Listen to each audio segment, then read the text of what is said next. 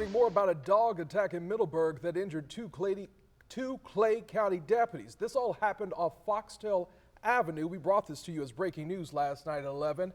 And tonight, those deputies are recovering. A woman is in jail following this attack.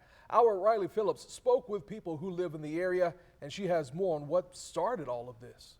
The sheriff's office says deputies were initially called out here for a verbal disturbance and reports of gunshots, but when they arrived, they were met with 3 large dogs, one of them seriously injuring a deputy.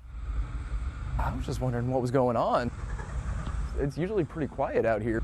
Austin Dearborn tells me it was just after 6 Thursday evening when he heard gunshots nearby. I heard some gunshots coming from a different direction than I usually hear out here.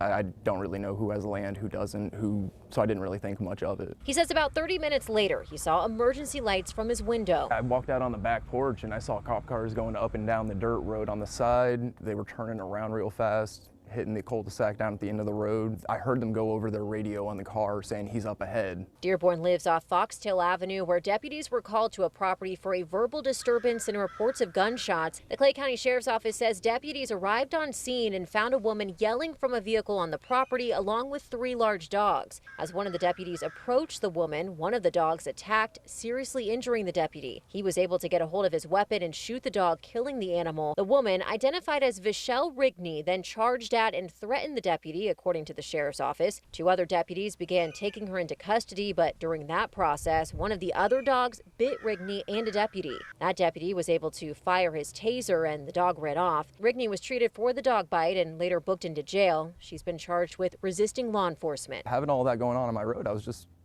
hoping that everybody was okay. It was kind of tragic.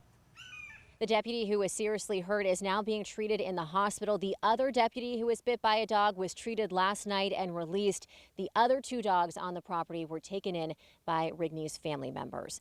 In Middleburg, Riley Phillips, First Coast News, on your side.